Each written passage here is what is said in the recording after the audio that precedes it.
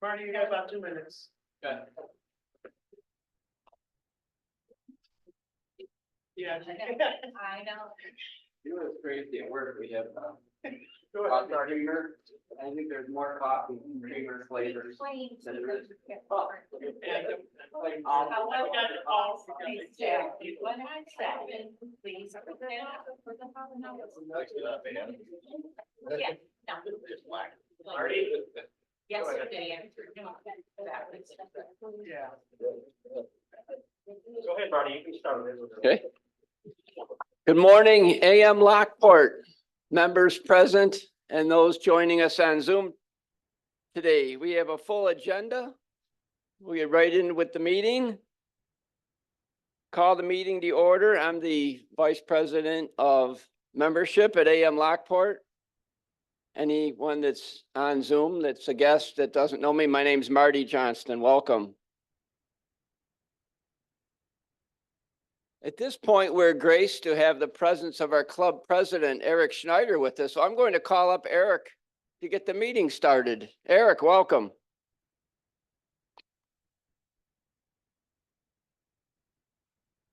Morning, Eric. Morning, Marty. Thank you very much. Good morning, fellow Toastmasters. Happy New Year. Before we get the meeting underway, if Mary is ready for our inspiration this morning, Mary, come on up and give us an inspiration.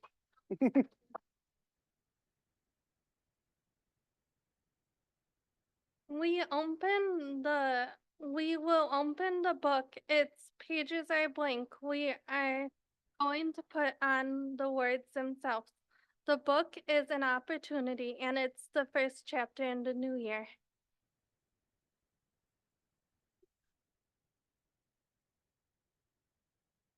We'd like everybody to stand for the pledge. I pledge allegiance to the flag of the United States of America and to the republic for which it stands, one nation, under God, indivisible, with liberty and justice for all. Before we begin, are there any quick announcements before we jump into the meeting? Anybody? We do have a club contest coming up on the 16th of this month. Kate will be our contest master. Kate, do you have any announcements for that? Thanks, everybody. Good morning. It's a new year. It's contest month for clubs. And for anybody who did not hear in the last few weeks, we always have the international contest, which is inspirational. And this year, table topics is the second contest. There's lots of different options, and that's the chosen option. So that is January 16th. That's 2 weeks from today. I have to leave this morning pretty early. I have a long drive, so I'm not doing a sign up and leaving it behind, but I will be reaching out to you. Anybody here qualifies, I'll just send like an email that explains the qualifications. You have to be at a certain pathways for some, but I'll get you the details. And I will be looking for you if you could volunteer to be judge, timers, and so on. We will then find out when we have the next levels to move on to. As soon as I hear about it, we'll look at the calendar. So in January, it's at the club level. In February, the area level. The next level is the division level in March, and then in April is the conference. So get your tickets to the conference if you haven't yet as well. Early bird price is okay, cool. All right, so awesome. Thank you all so much. Have a great day. Thank you, Kate. And I want to get this out early. Our next week's Toastmaster is Marty. Speakers are Carol Ann, Nancy, Ferry, Tracy, and alternate speaker is Steve. Yep, next week.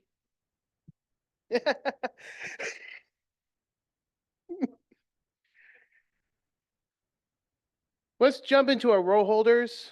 I will start with our WAG master, Nancy Ferry. She'll give us the word of the day and what her role will be. Thank you, Kate.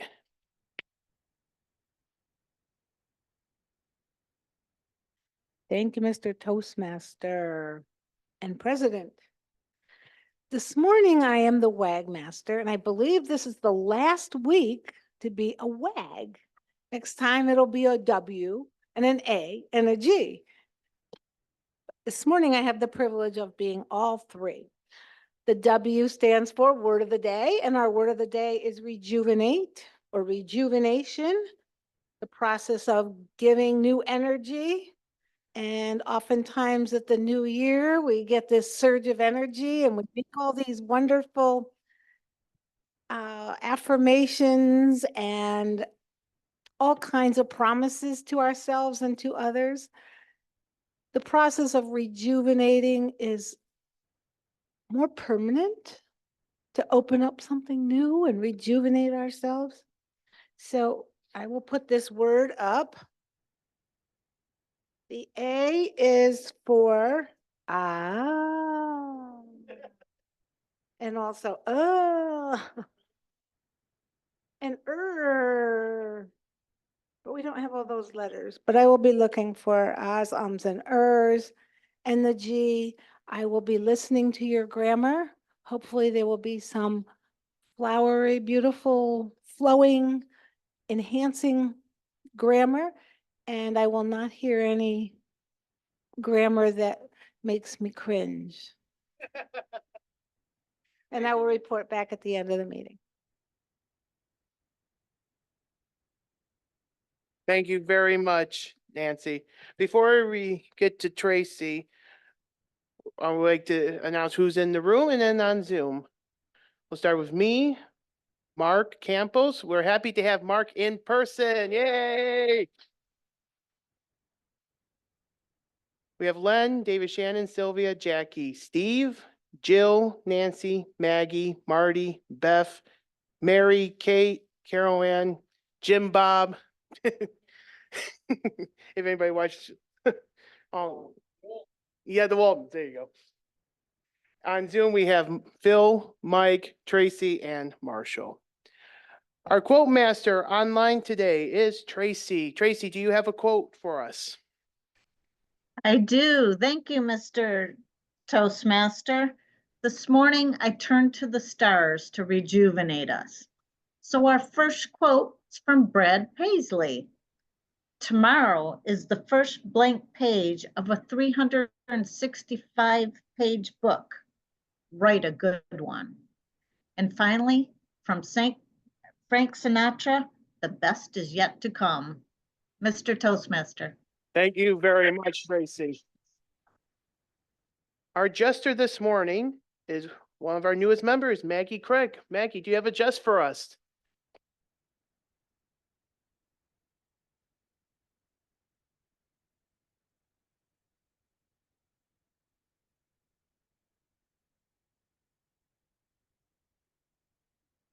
Knock, knock. Radio. Radio not, it's a new year. What did Adam say to Eve on December 31st? It's a new year, Eve. What is a New Year's resolution? Something that comes in one year and out the other. Okay, in what year did Christmas and New Year's Day fall in the same year?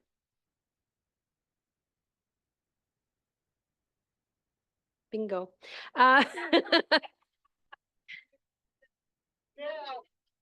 Just two more. What was Dr. Frankenstein's New Year's resolution? To make new friends. And finally, I want to leave you with this prayer for the elderly. God, grant me the senility to forget the people I never liked anyway. The good fortune to run into the ones that I do. And the eyesight to tell the difference. Thank you.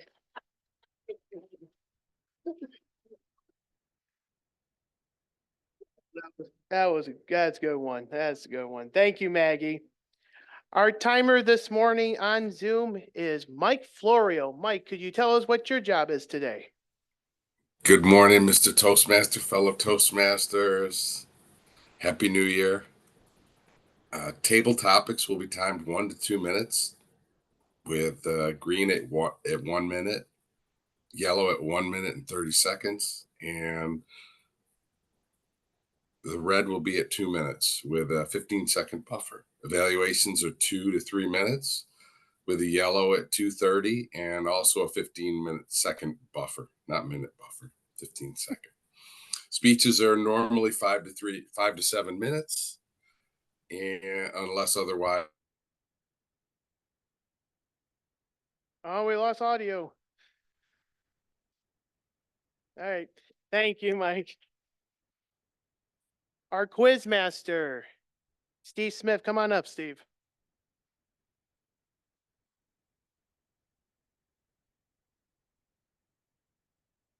Thank you.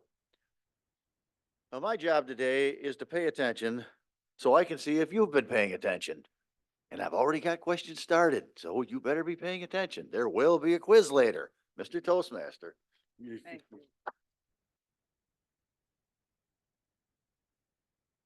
I was about to say, where's Waldo? And he just walked in. Dave, before you get your coffee, you're the general evaluator.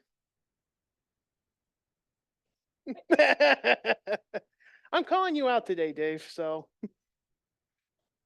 Oh.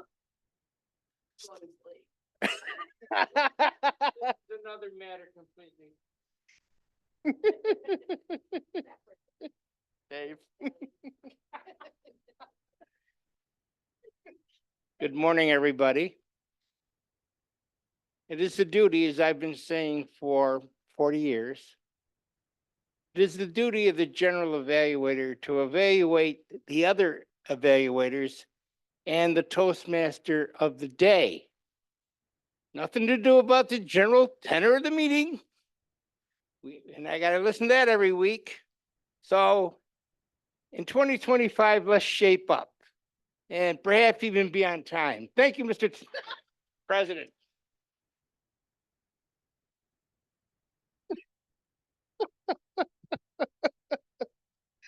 Oh, man. So 2024 was a heck of a year. We had the Olympics. There was so much with last year, and happy to announce that this year I'll be graduating from Canisius this year.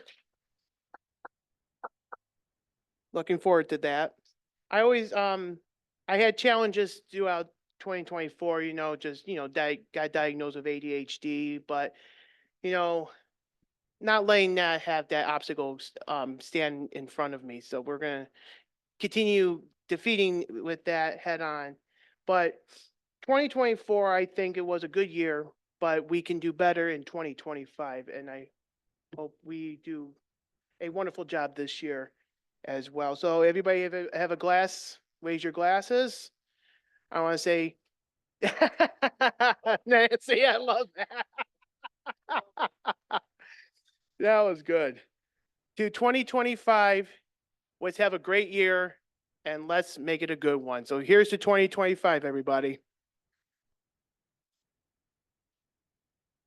All right, our table topics master today.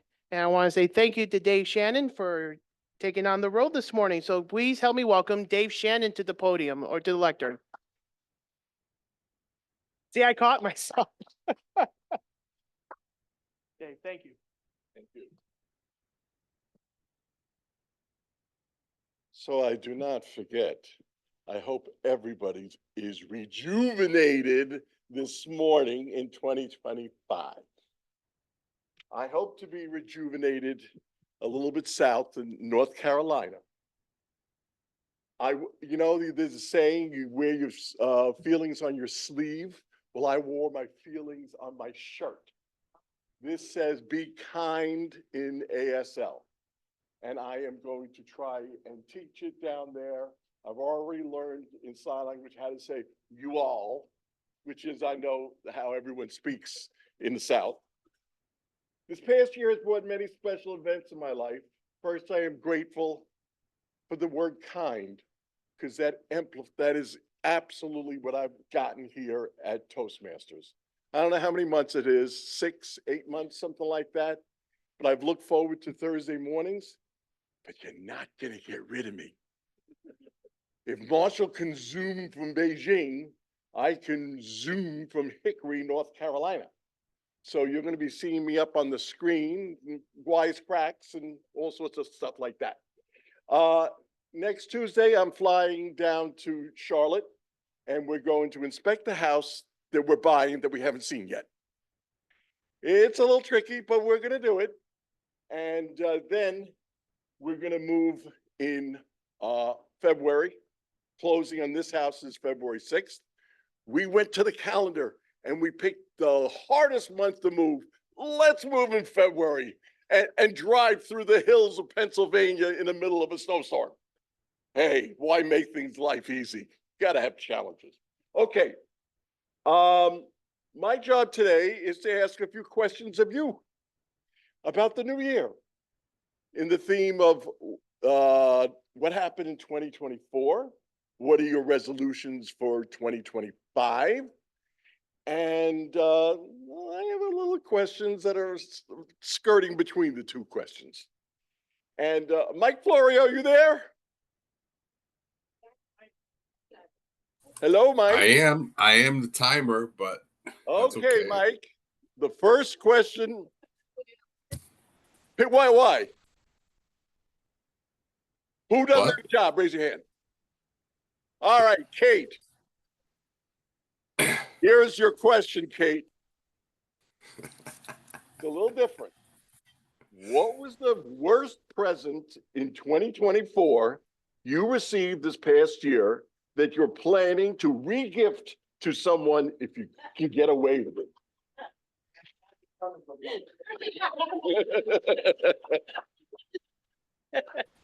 What a great question. That is challenging. Oh, I would love to rejuvenate someone else's life by regifting. I regift a lot. I don't find any problem receiving a gift that's been regifted. I think it's pretty ridiculous that we have a culture that expects new all the time. I will say that. Goodness gracious. The things that I didn't like, though, most of the time I would never want to give them to somebody else. I was thinking, well, I got sick a couple times, but I don't want to pass that on to anybody else, even my enemies. I loved Maggie's last jest because it was perfect. The eyesight to know the difference. Got to let go of those folks who aren't the best in your life. Oh my gosh, I don't know. This is such a good question. Regifting. I might have to just change it. I'm excited this Saturday. We'll see how the weather goes. Hopefully it's not too rainy.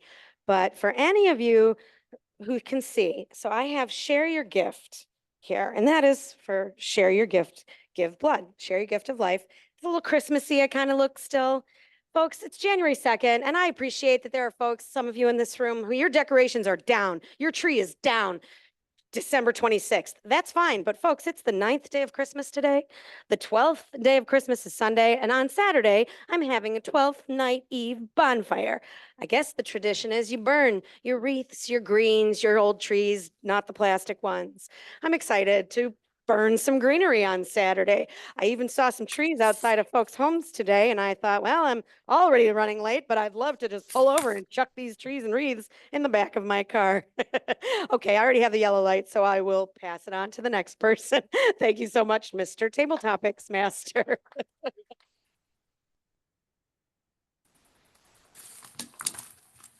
I need a volunteer who does not have a job for my next question. All right, Marty. Okay. Thank you for volunteering. Okay, here is your question. Who do you plan to visit in 2025 that is long overdue, whether or not they expect a visit? Thank you, Mr. Topics Master, fellow Toastmasters, guests. Who do I plan to visit, whether or not they're expecting me? I would have to say my oldest sister, Maureen, who lives in Greeley, Colorado.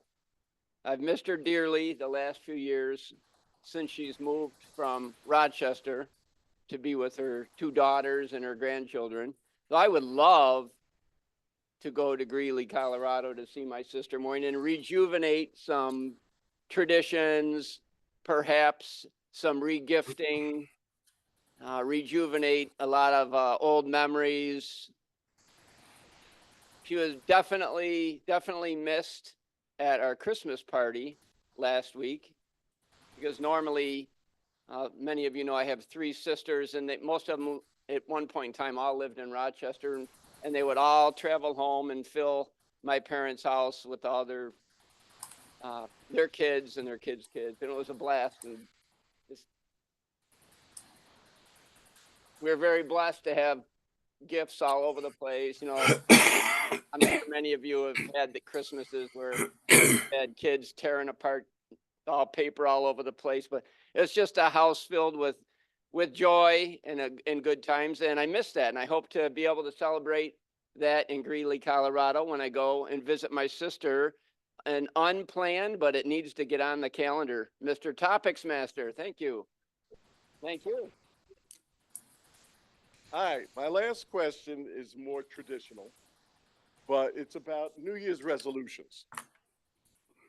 Every year since I was born, I've had a New Year's resolution myself. I was born at 10 pounds. Yeah, feel sorry for my mom. And every year I have a resolution, I'm going to lose weight this year. And obviously I have broken those resolutions every year. I try, but it doesn't always work. So my next question is for Marshall. Are you there, Marshall? Hi, thank you. I'm here. Okay, here is your question. Please name a New Year resolution that you think you can keep in 2025. New Year's right. Sorry. I'm going to remind you of the word. It's rejuvenate. Okay. Sorry.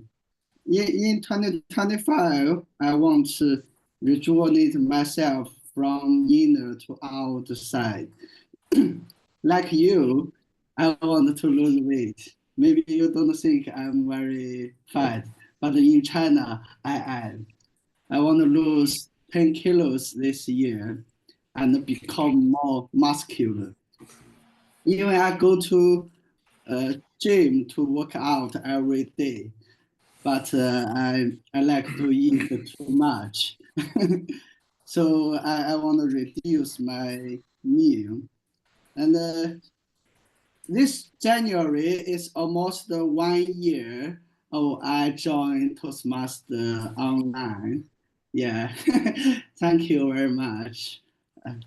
I still remember one year ago, my English was so poor, but with your help, I can speak English more fluently. Yeah, you have witnessed my improvement. For the next year, I want to finish this pathway. In last year, I just finished the level 1. That's too slow. And I want to learn more vocabularies so I can understand your perfect expression in your speech. So I will understand more. And I want to learn more American culture. Now I'm learning your geography, history. I have spent more than 100 hours. So I know a little of your culture, and I wanted to communicate with you. Thank you. Go back to Thank you, Marshall, and happy anniversary for the full year that you've joined this wonderful group. Okay, who's next after me? I get Eric back. Okay, can we have a timer's report, Mr. Florio?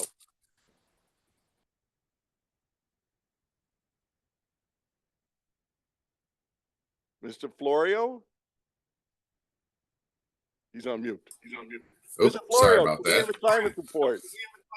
We will, yes. We'll try that again. Thank you, Mr. Table Topics Master. All our contestants qualified. Kate came in at 148. Marty came in at 133, and Marshall came in at 207. Thank you So so all much, qualified. Mr. Florio.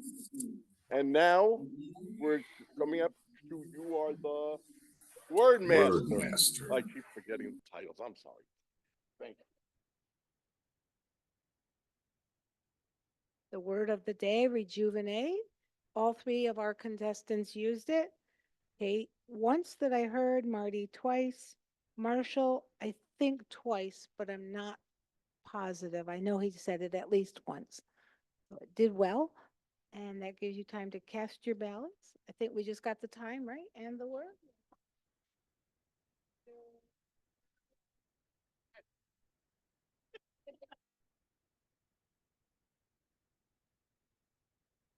Thank you very much. Please cast your ballots for Kate, Marty, or Marshall. And Mary will come around and collect the ballots. Thank you, Mary.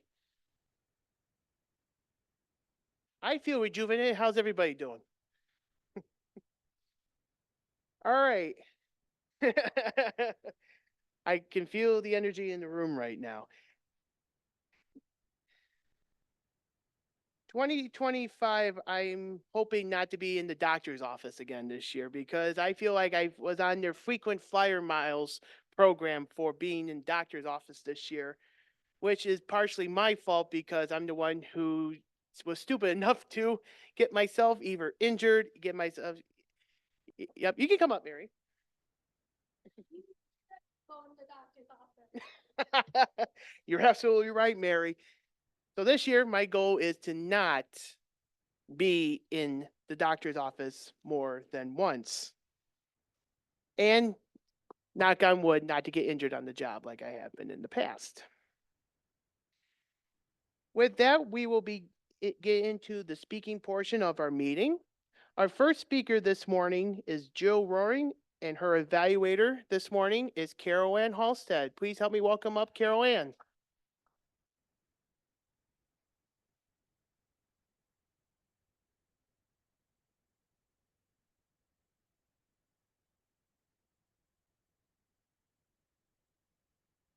Today, Jill is working on, let's see, I'm not sure the exact pathway, I can't see. But the purpose of her project is to learn about and practice facilitating a question and answer session. And she'll be delivering an informative speech, and then we'll go into the question and answer. I know that the length, Mr. Timer, is 5 to 7, but then it'll be followed by the question and answer. Thank you. Thank How you long very is the much. question and answer? How long? How long is the question and answer, Jill? 4 to 5? Yeah. 4 to 5, Mike. Thank you. All right. Fellow Toastmasters, please help me welcome Jill Roaring, the perfect apple pie. Jill Roaring, the perfect apple pie.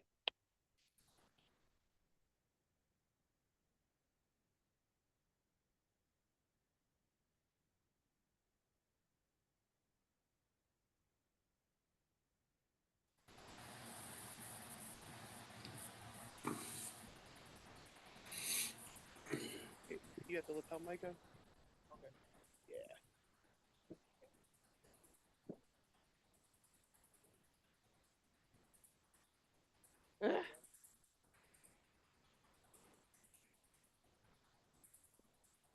Complications here. All right. The perfect apple pie. Kind of presumptuous of me to mention this. And I even got up at 5 this morning and put them in the oven to warm them up. Oh, man. Yes, you are missing it, Mike Florio. You were warned. Oh, you heard me. Oh, my gosh. You probably better mute yourself. Yeah, sorry. Okay, back to, like I said, it's kind of presumptuous of me to claim this is the best apple pie you've ever had.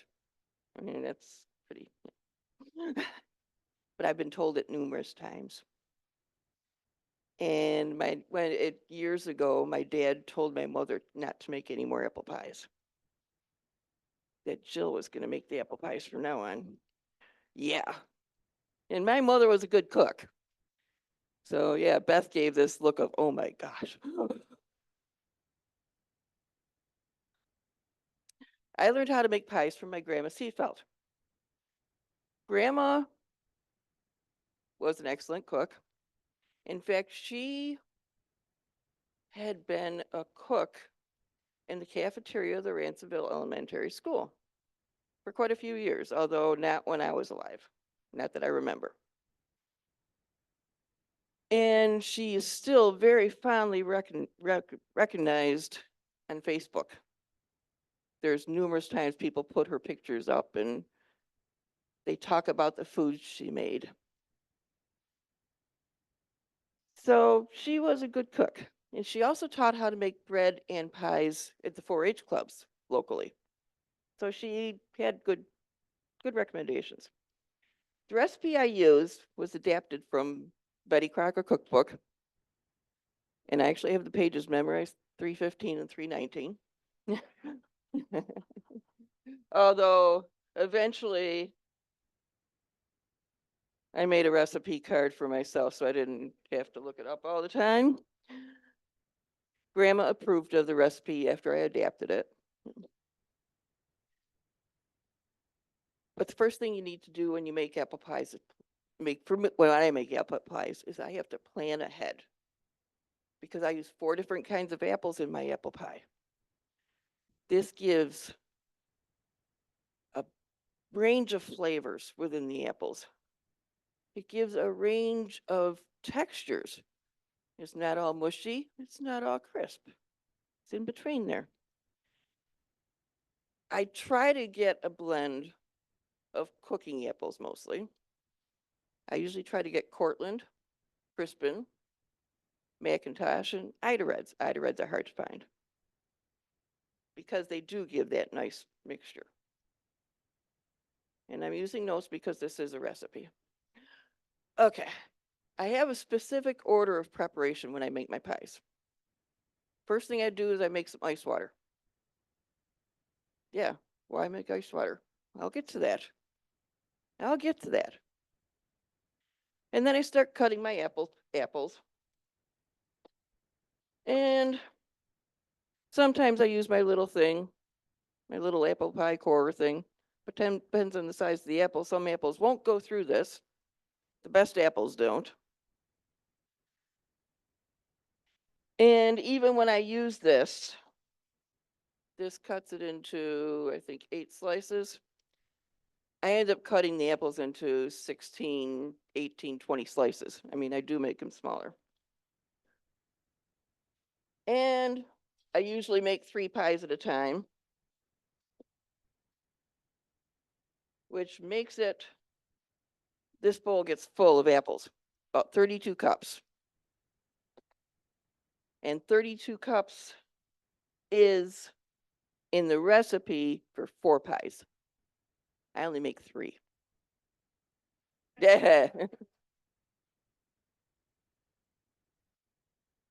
I get the apples all done, sprinkle some lemon juice on them periodically to keep them from browning up. And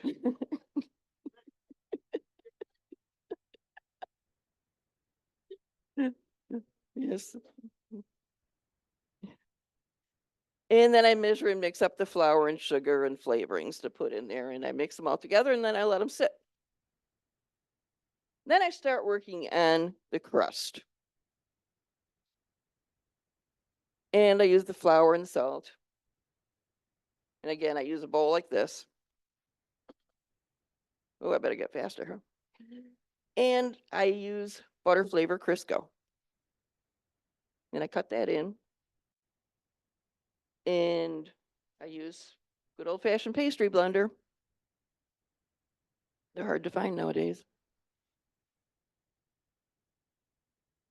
The ice water is for mixing the dough up. And I firmly believe that the cold ice water activates and keeps the dough better for spreading, better for rolling out. There's nothing special about forming the crust. I roll it out and I fill it up.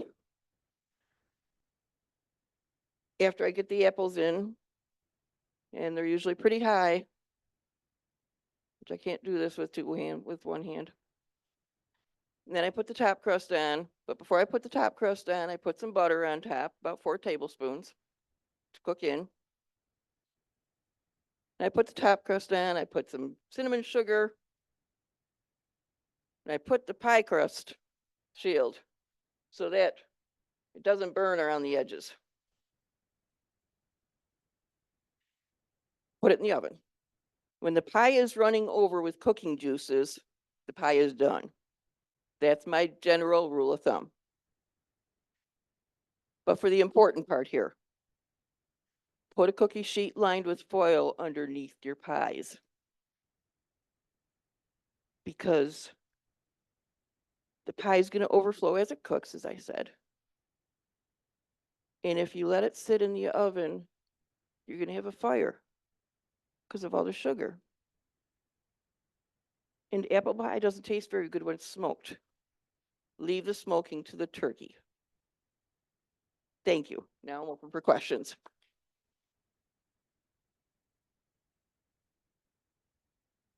Somebody's got to have a question. Dave Licata.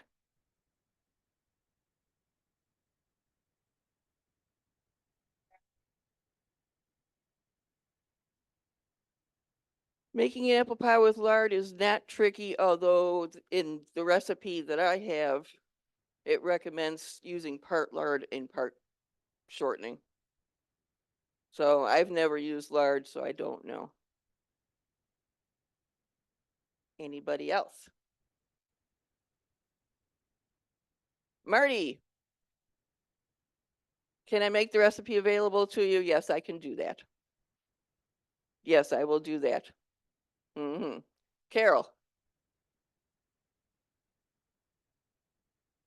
I bake it at 425 degrees for about 50 minutes, 55 minutes. And I start watching it at 50 minutes, and once the sugar in the cookie sheet starts sizzling, it's time to get it out of there. Maggie. Yeah. Do I ever put an egg wash on my pie? No. I've never done an egg wash because that's one more step that I don't want to deal with. Why those 4 types of apples? The 4 types of apples are because, like I said, I want some cooking apples for the mushiness, but I also want some apples to give it a firm texture too. I don't want just a mushy applesauce in the pie crust. I want a blend of feelings in your mouth. And also the same goes with the flavor too. Ida red Which apples. ones? Ida red apples Which are very uncommon. Which are the mushy? Which are the Macintosh? Macintosh? Yeah, Macintosh, I get mushy. But the Ida Reds can be, they're an odd apple because when you pick them off the tree, they don't taste very good. They need to season. Eric. What apples do you prefer? Oh, we go back to that again. Ida Red, Cortland, Crispin, and Macintosh. And the Crispin at one time were actually known as Matsu, but that name did not catch on too well, which is why they're named Crispins now. Jill, do you use any specific type of flour or is it all-purpose flour? All-purpose flour. Okay.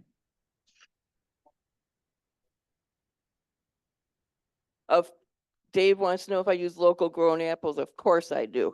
I wouldn't use anything but local grown apples.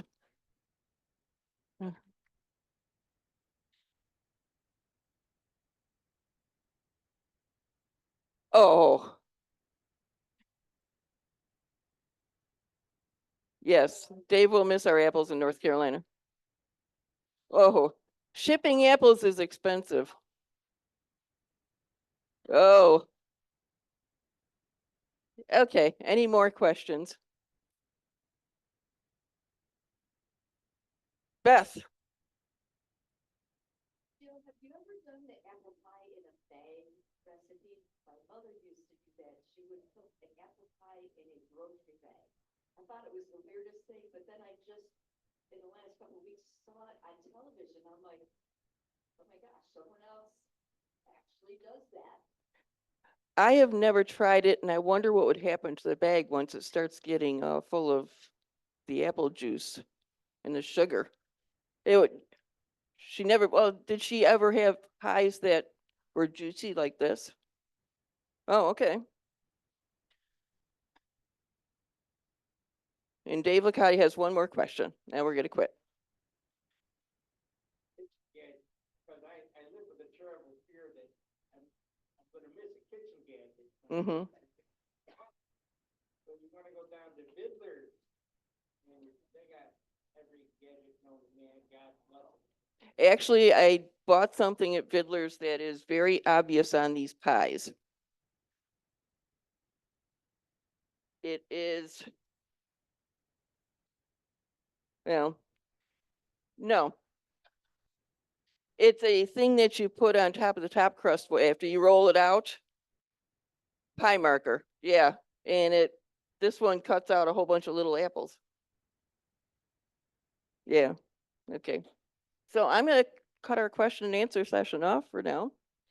And who wants pie?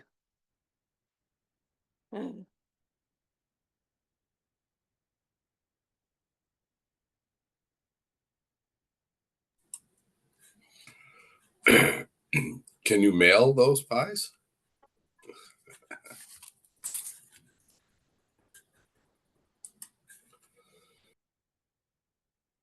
Let's give it another hand for Jill.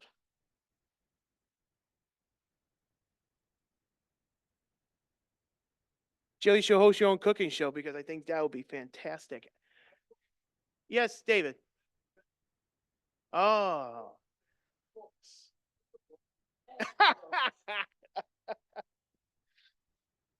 All right, our next speaker is Beth Banks, and her evaluator, and he'll give the title of the speech, is Mark Campbell. Welcome, Mark.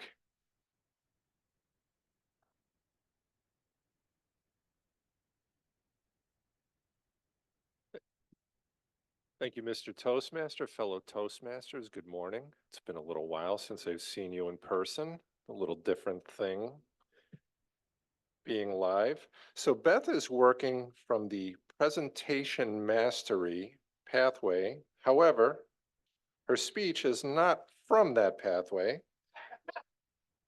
This will be a question and answer speech. Mr. Timer, it will be 5 to 7 minutes in totality, including the Q&A. And her title this morning is What Are PFAs? Beth Banks with What Are PFAs?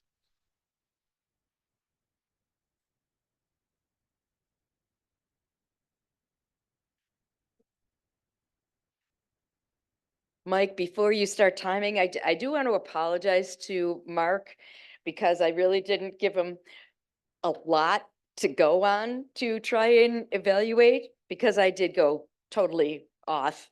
I don't know if any of you have really gone on Toastmasters lately, but the pathways has changed. I can't say that I'm fond. And that's part of the reason I decided, no, I'm going to just go off a little bit today. And with everything that happened in New Orleans, I couldn't do, my next pathway is engaging humor, and I couldn't do it. We've been on Bourbon Street. We walked Bourbon Street, and I just wasn't feeling it. So then yesterday I was watching, some of the news things, and they did an article on PFAs, and it really hit home with me. So I decided to do some research. So now, Mike, you can get started. How many of you know what PFAs mean? I didn't either. So don't feel bad. They are, and I probably won't get these pronunciations correct, per and polyfluoroalkyl substances. PFAs are a diverse group of manufactured chemicals numbering in the thousands. They're widely used in commercial manufacturing beginning in the late 1940s. All of them are comprised of carbon and fluorine atoms. Where did they come from? In 1938, a chemist working in a New Jersey DuPont lab discovered tetrafluoroethylene while attempting to make a new safe chlorofluorocarbon-based refrigerant. Its non-stick chemical and thermal resistant properties were quickly recognized as during follow-up testing, and soon after, a slippery substance that we do know, Teflon, was born. Teflon was initially used in World War II efforts. Doing this research, I had no idea any of this. Gasket coating, seals in plutonium production, uranium enrichment. It was amazing. Why did someone develop them? They were found to be water and stain repellent. Do we use those in many of our things now? Yes. They've been used in the following: plastic production, petrochemical refining, metal finishing, pulp and paper manufacturing, fire suppressing materials, textiles and carpeting, pesticides, semiconductors, pharmaceuticals, cosmetics, renewable energy, communications. Am I beginning to frighten you? Because it certainly frightened me. Are they everywhere? Yes, they're everywhere. One of the things that really struck me from the article yesterday, they are in sewage sludge. And the EPA for decades recommended farmers use this to fertilize their fields. All across the country, all across it then seeped to the world.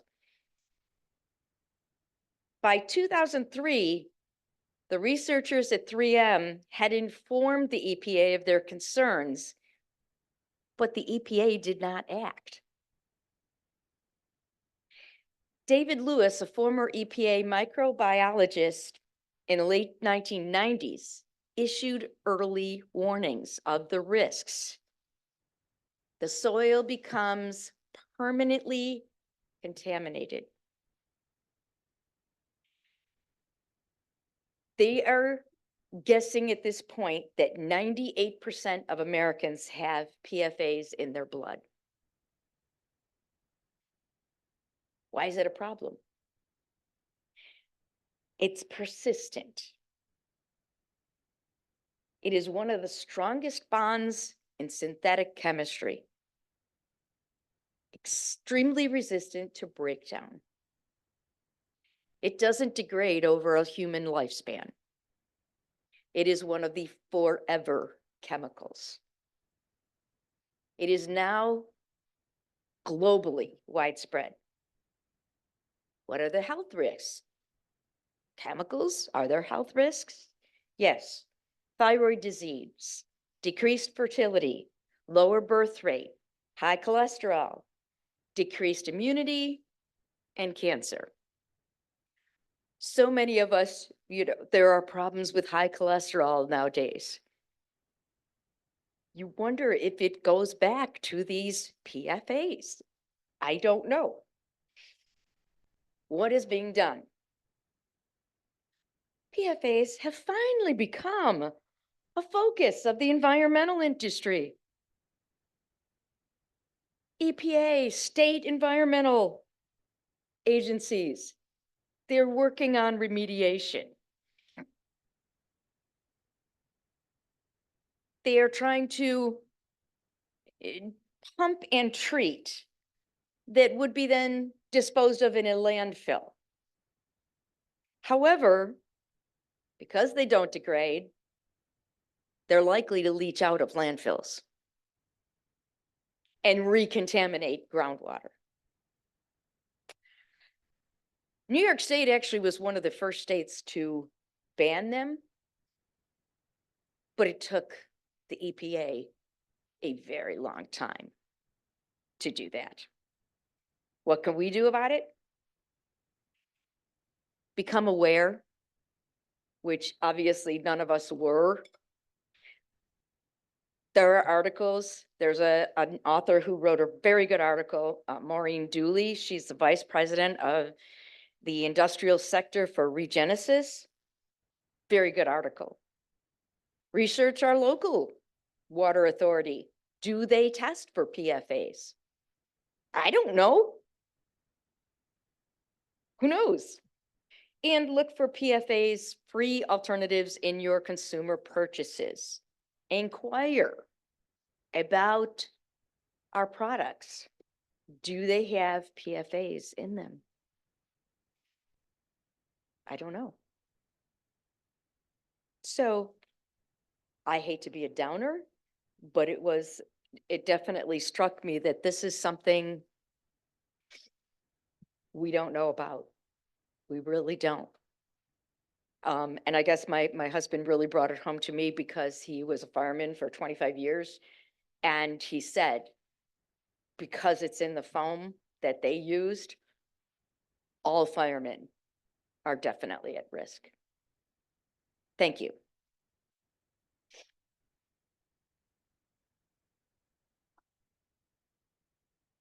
Sorry. Because I'm slow, trying to, get off. It's okay. Thank you, Beth. Thank you.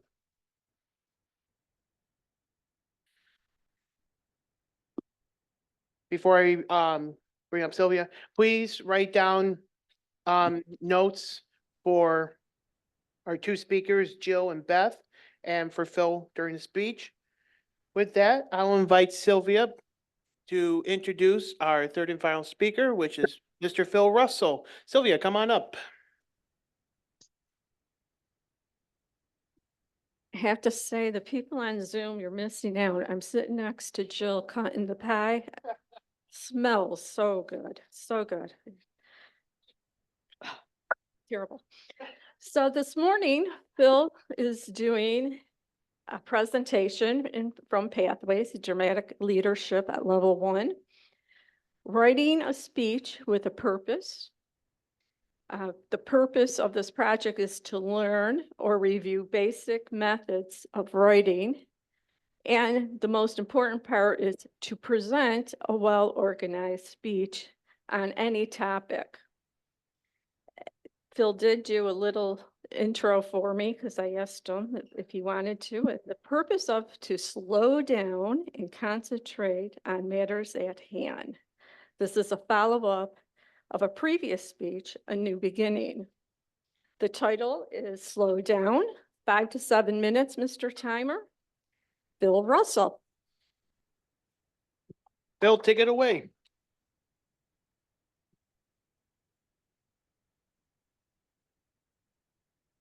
Happy New Year, all of you. I hope you had a great New Year. Today, I'm just going to talk to you a little bit about slowing down. Just slowing down a little bit. Let's get this head out of my eyes. I may have to take this thing off. Let's talk about the book Tracy talked about. I have been doing memoirs for over 2 years and 50 days in this black and white composition book.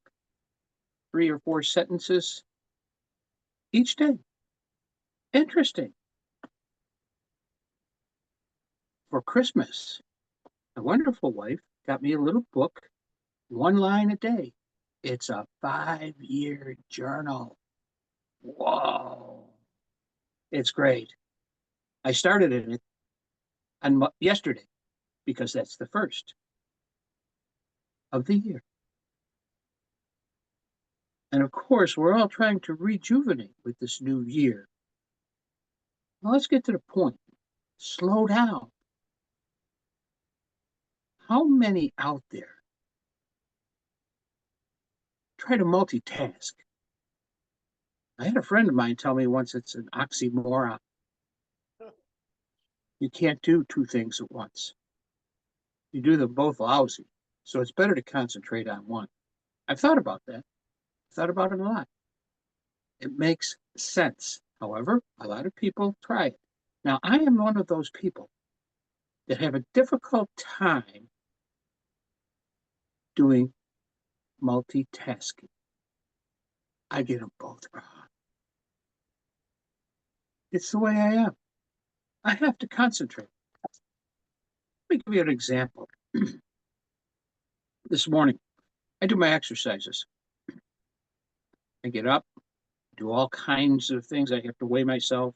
And it's basically a stretching and yoga type of exercise, just to keep my joints free, moving, and keep them lubricated. Also a little strength, but not very much. I go to the health club for that. Now, what happens? While I'm doing it, my brain starts thinking of something else. In some ways it's good, but in other ways I break my concentration, and instead of doing the 12 reps, I go on to 20. That means my brain is concentrating on one thing, my body is doing another thing, and neither one of them are going the way they want them to. I did get the exercise in, and I say, oh, well, that's fine. You have to keep concentrating. Keep slowing down so you could do what you're doing correctly. How about that? Do it deliberately, making sure you get it done correctly. It's like Jill's apple pie. She puts every step correctly and does not deviate. And so hence, you guys are having great apple pie. Maintain that focus. Slow down. Slow down. I have a few friends of mine in a golf league. And when I get up to the tee to tee off, I always hear from the background, before we're old, before we die. They think I'm very slow. Well, I am. I'm very deliberate in what I do. And I concentrate so that I might be able to hit it straight. I hit it maybe 100 yards and it goes straight. It's wonderful. Now, some of the others, they get up there fast and they hit it as far as they can. And I go, oh, wow, look at that. Oh, too bad, right in the woods. Oh, too bad, in the water. I try to hit it so that I can keep moving forward. Hence, I can find my ball. It doesn't go in the woods. But they say, oh, you're slowing us down. I don't. I move right along with them. I just take my allotted time on that tee and on that shot. And now, slowing down, I've been practicing. I'm taking Tom Serdell's suggestion, which we talked about last meeting, is that don't start it deliberately on the first. Wait until the Monday after. That's what I'm doing. I am making sure that I am doing this deliberately on Monday, but I'm practicing and figuring out and watching myself making my mistakes. We all do. We all make them. It's not a big deal. And it's personal. It's like I said, with my exercises, it's like I lose my focus a little bit. This morning, getting up, I was, well, here, I'm sitting at a desk, wasn't paying attention. Sure enough, fortunately, I had a Toastmasters cup right here. I spilled it, and only a little bit came out, and I had a napkin right here. It happens. It's not anything bad. It's just slow down and then it might not happen. That's it. So just slow down. You've all heard of a lot of these things. What is it? Slow down, smell the roses? Is that one of them? Okay. Your mother always told you, would you slow down? Get it right the first time. Don't keep making the same mistake over and over again. So my suggestion to all of you is not to go out and make all these goals. Slow down. Think about it. Be deliberate. Focus, focus, focus, and have a happy, happy New Year, Mr. Toastmaster. Thank you, Phil. I think I should take a number from his playbook because you know me, I don't slow down. I end up getting injured or still, Phil, thank you because I'm going to need to think about that too. Slow down. So, all right. Yes, Dave.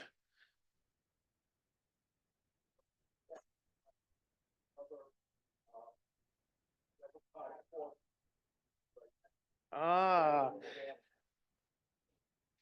Thank you, Dave. Mike Florio, can we have a timers report, please, sir? Mr. Toastmaster, all of our contestants qualified. Jill came in at 7 minutes and 2 seconds with the speech part, and the Q&A, she came in at 4:59 on the button. Beth came in at 7:13, and Phil Russell came in at 6:54, and the dog is barking. Thank you, Mike, and welcome the dog that we just heard in the background. We're dog sitting. So that's why. All right, thank you, Mike. So please cast your vote for Jill, Beth, or Phil. And Mary will be coming around to collect the ballots. Thank you, Mary, and we'll have the post on Zoom. Thank you to our Zoom tech crew. All right, our first evaluator this morning is Carol Ann Halstead, evaluating Jill's speech. Please help me welcome Carol Ann.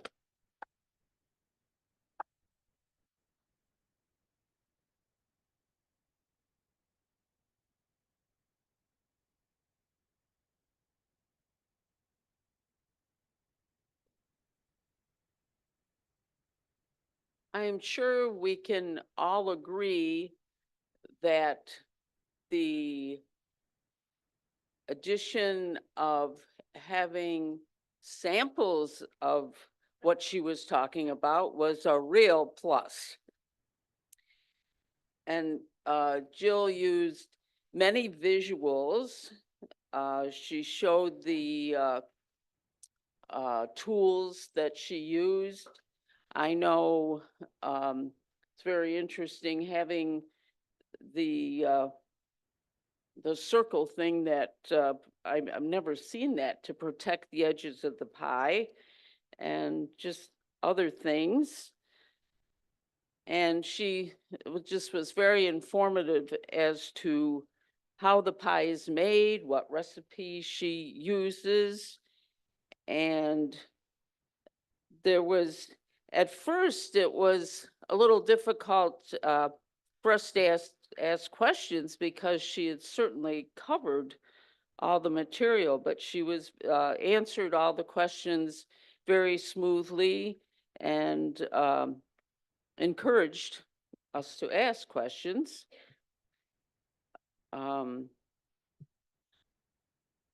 The one thing I noticed a little bit with her eye contact, it was generally good, but every now and then she seemed to be looking up. And I know she was looking at her notes about the recipe, so that was certainly understandable.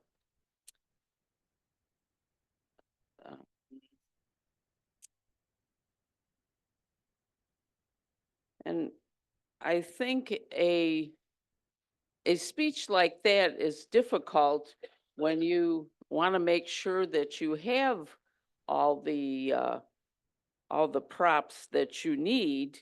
And it was effective with moving the lectern away and out there with the microphone, engaging with the audience. I did, I don't think I mentioned that I did notice a couple times you using and the connecting the sentences with an and instead of a pause. And my my challenge to you is not really an improvement, but many of your speeches, I think you've had some props, and I think that's to continue with that, because you just do very well with demonstrating. Mr. Toastmaster.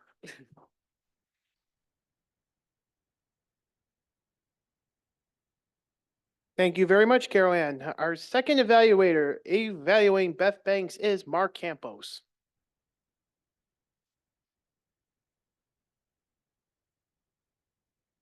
Thank you, Mr. Toastmaster, fellow Toastmasters, and especially Beth. Definitely picked a great meeting to return in person for. Thank you for the apple pie. It is indeed most delicious. Sorry to keep rubbing it into those of you in Zoom land. Your loss, our gain. I enjoyed your speech a great deal today, Beth. What are PFAs? I liked that you opened with the question asking us if we knew what they were. I didn't know what they were. I do now. I wish I didn't know. Sometimes ignorance is bliss, as they say. Beth is an accomplished Toastmaster, and lots of strengths were on display this morning. Your gestures were very good, very subtle, but they were effective. Your eye contact with the audience was very good. Your greatest strength as a speaker, in my view, is your pacing. You're very good at speeding up, slowing down, throwing in a pause, asking a question. I think altering that pace is a very effective tool. It helps keep the audience's attention. And there was some vocal variety in there. Not that the speech was really conducive to that, but I thought you were able to integrate some vocal variety in there as well. Now, building upon these strengths, I think you could be even more effective in just one way. A little less reliance on notes. You were at your best when you were using your own words speaking to us. Now, granted, there was a lot of information and you couldn't be expected to remember it all. On occasion during the speech, you read full sentences to us, and that's where your effectiveness dropped just a little bit. Maybe have some keywords that trigger you to the things that you want to say. Overall, though, I thought it was an informative speech, very thought-provoking, and I thank you for sharing. And above all else, I really liked your closing as well with that personal connection of why it's meaningful to you. Thank you for sharing, Mr. Toastmaster.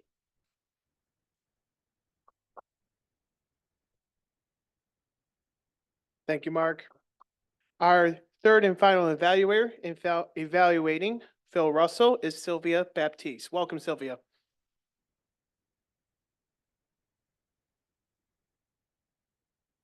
Bill, what a speech. Slow down. It was appropriate for this morning. New year to juvenate, to just get us going for the new year. It has to be better. Bill is a DTM, and it is very hard, especially for me anyway, with lack of experience of evaluating, to evaluate someone like Phil. And I guess I could put a little bit, compare him with some learning webinars I have done recently for work. And Phil, I have to say, you are a real person.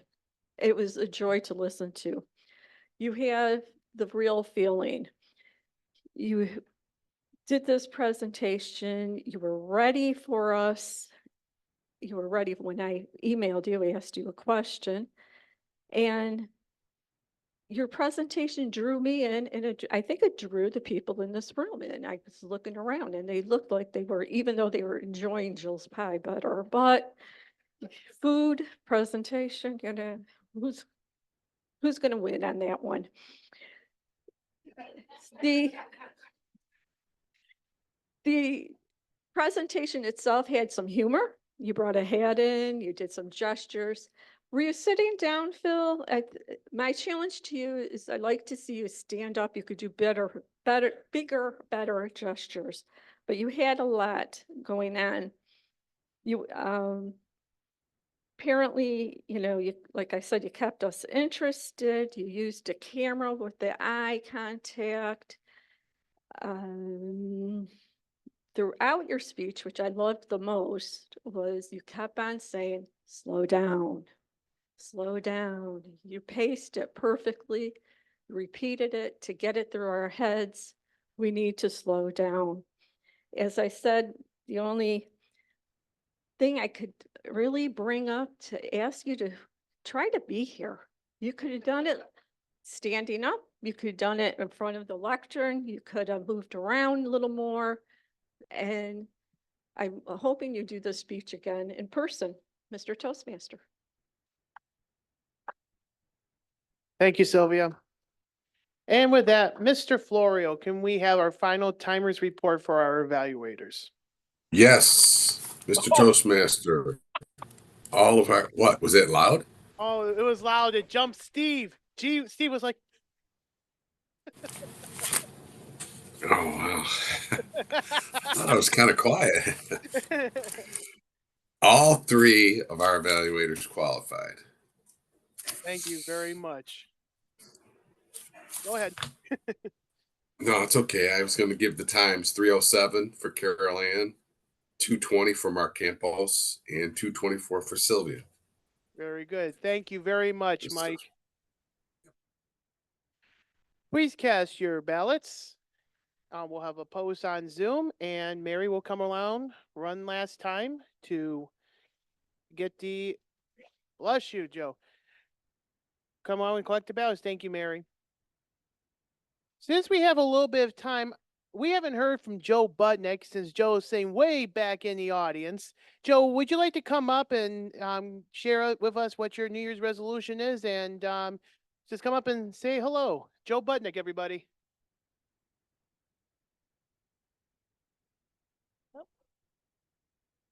It's good to see everyone. Happy New Year. Had a wonderful Christmas. Mom and I just had dinner, opened presents, and I got to talk to some of my cousins in Ohio.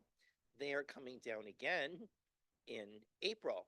They plan on it, and I am thrilled to death, and I am counting the days. So last year wasn't too terribly bad. And I think my resolution would be just to exercise more, eat better, and enjoy the finer things in life and not get upset over stupid things that don't mean anything. And I'm working with the little darlings in school. Don't take it personally when they swear and yell at you and call you every vulgar name in the book. But you gotta love them though. I still enjoy what it is that I do.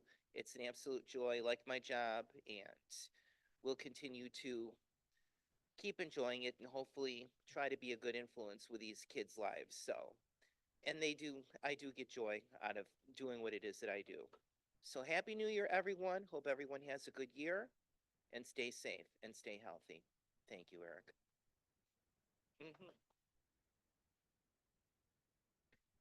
It's that time of the meeting, folks, to welcome up our general evaluator, Waldo. No, just kidding. Dave Licata.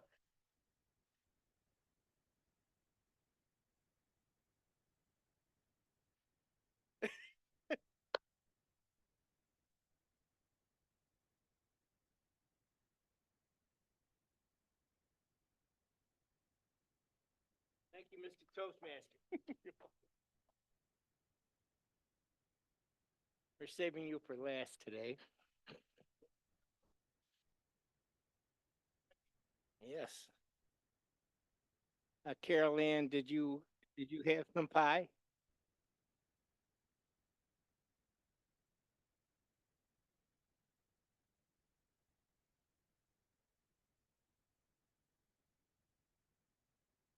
Boy, you are awfully nice. You are awfully nice. He's a lucky fellow. But I want to make sure that if you're going to evaluate a speech that way, you definitely have to try the product.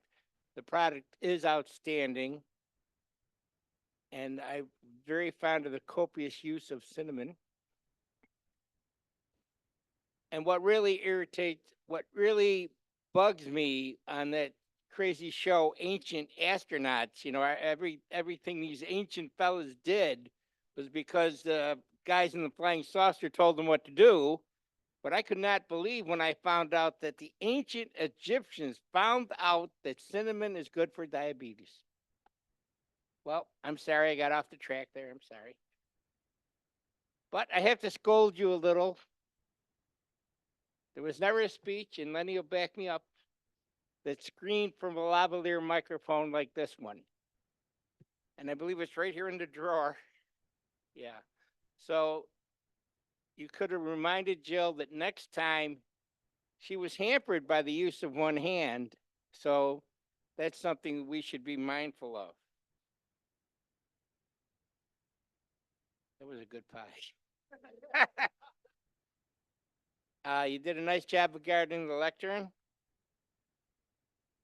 Then we have Mark Campos, and to share a little thing with you, every time that I am on the schedule to be evaluator, I just say a little prayer. Please, I'm not going against Mark again. Please, I'm not going against Mark again. Because when I was the big cheese here, unfortunately, the club got big and everybody caught up to me.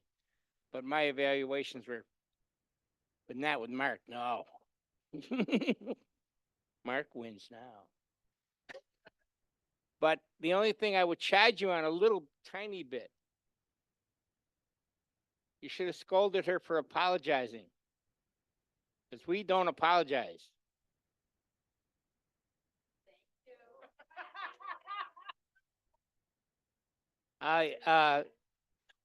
Mark, I'll do the evaluating. Thank you.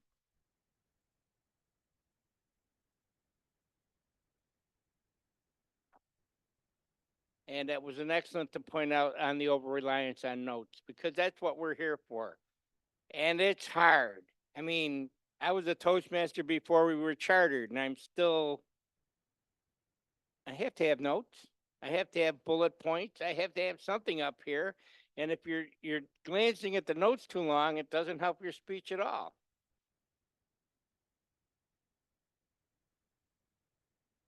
Sylvia, nice job. Nice sandwich. I've known Phil forever, and you could have praised him for once again coming up with another goofy hat. Or in my case, I would have chided him for coming up with another goofy hat. But that's just me. He's quite accurate about the golf thing, because I'm one of the guys in the group. But Phil and I, we don't hit long, we hit towards though. We hit towards the hole, so it works out for us. So, and big kudos to you, lady, for saying, gee, it'd be nice if you showed up.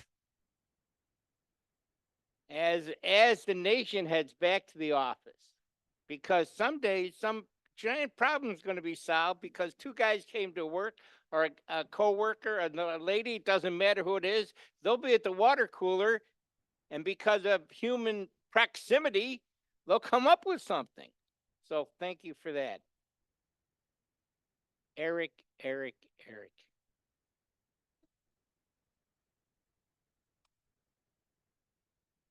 At home somewhere in my shed, there's a giant Toastmasters metal sign that used to be by the highway. I'm going to bring that in. That's going to be the on-deck circle. I'm going to put it on the floor. You can sit there with one knee and a microphone in your hand, because every time that we just had too many legs between, who's guarding the lectern? Where the hell is Eric? So be mindful of that. And Eric, you cannot comment on the speeches because you might affect the voting. It's not fair to the speakers. Is that it? That's all I got for Eric? Huh? Oh, well, I thought you just, being so late, I thought you just ran out of them. So I didn't want to lead off with you should have printed more, just because I wasn't sure. So we were very clever that we canceled the open house. But on the first meeting in February, and let's start today, as you go about your business, put together a little list of pigeons that you want to invite to these meetings. That's what's missing. We got to give a little bit more thought to last wing people and bringing them in. So I don't have an agenda, so I can't call on the people. So I'm turning the power of the lectern back over to the Toastmaster today, our president, Eric Snyder.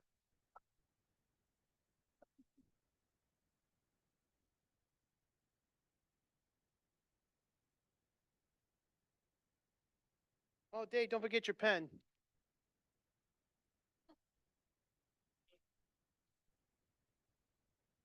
Steve Smith is our quiz master. Steve, can you give us our questions, please, sir?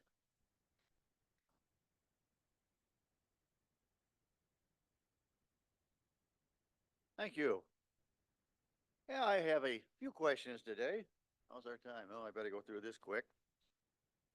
When is Dave Shannon moving? February. Now, where exactly is he moving to? I heard it. Hickory, North Carolina. Now, if you haven't had this rubbed in your nose enough, what are the 4 varieties of apples in Jill's pie? Macintosh.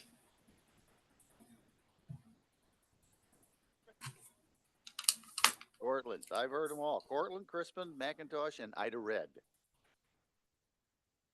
Now, what book did she use for the recipe? Betty Crocker. What page? Oh, 137. 319. You are paying attention here. Good. Now, I'm not going to ask you what PFAs are, because I can't say it either. But how many people in the population, what percentage of the population has been affected by them? 98%. Yes. That's something. And what was one of the first states to ban them? New York. I heard it out there. Now, how long has Phil been compiling his memoirs? No, no, that was my next question. No, he's been doing them. 5 years? No, he's been doing them so far for 2 years and 50 days. 2. The other part I already heard was, you what? Something about a red pencil. Yeah, now the other question's already been answered. How long is the whole project? 5 years, yes. See, you're not paying attention.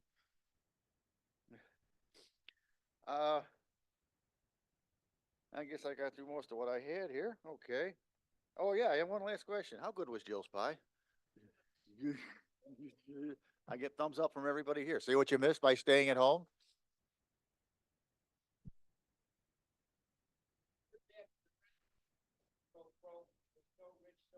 Mm-hmm. Yeah. She get big kudos for the pie, and I go along with that. I have one more comment to make. I can honestly stand here in front of you and say I have never broken a New Year's resolution. Why? Because I have never made a New Year's resolution. Thank you, Steve. And lastly, we will invite Nancy to give us our WAG report. Please help me welcome Nancy to the lectern.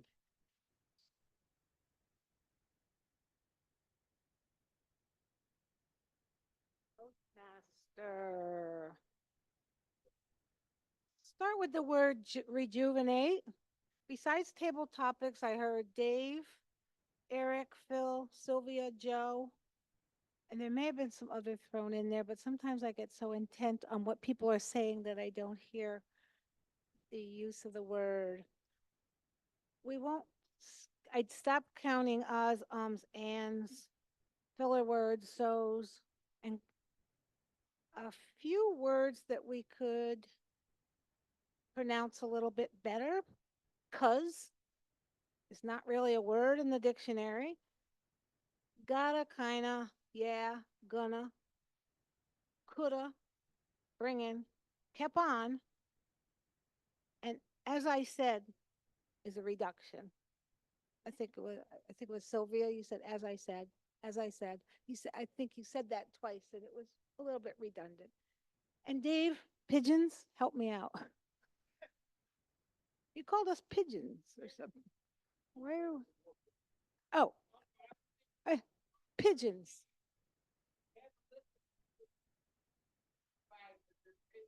Okay. Thank you. Thank you. Thank you. I did not know. I've never heard that. It was never in sales.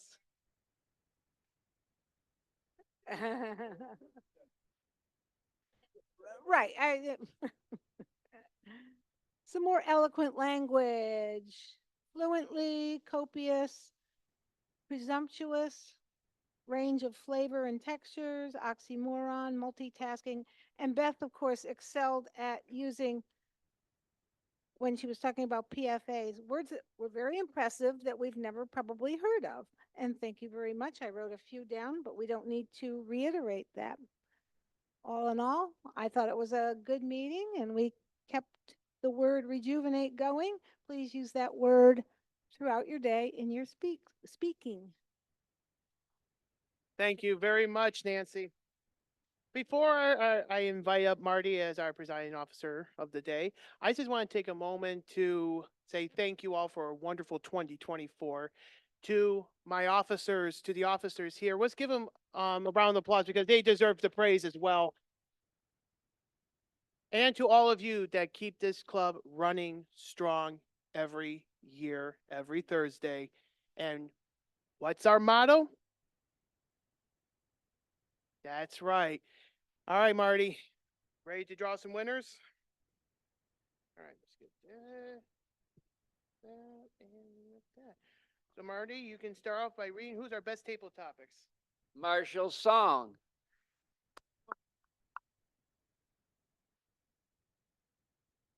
Best evaluator is Mark Campos.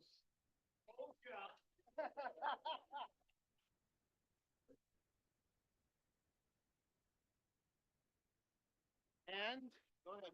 best speaker, Jill Roaring. Hey, Jill. Miss Apple Pie.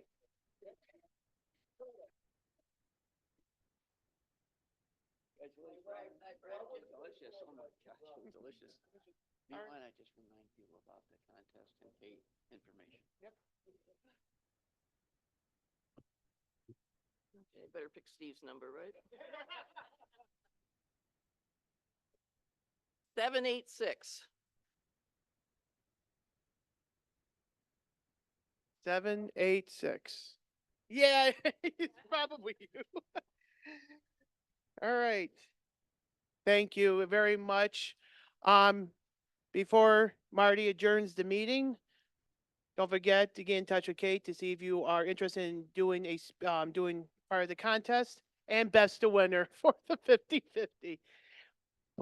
Please get in touch with Kate to help her out with if you want to do judging, if you want to be contestant in both of the for not evaluation, international and table topics and other roles that are available. And with that, Marty, come and Marty's our Toastmaster next week. And here you have a theme. I don't have a theme. I will send the message out tonight. Mary Elizabeth, thanks for informing me that I'm the Toastmaster next week. Thank you, Mary Elizabeth. I don't have anything else. Does anyone else? Any other announcements? Meeting adjourned. Thank you, everyone.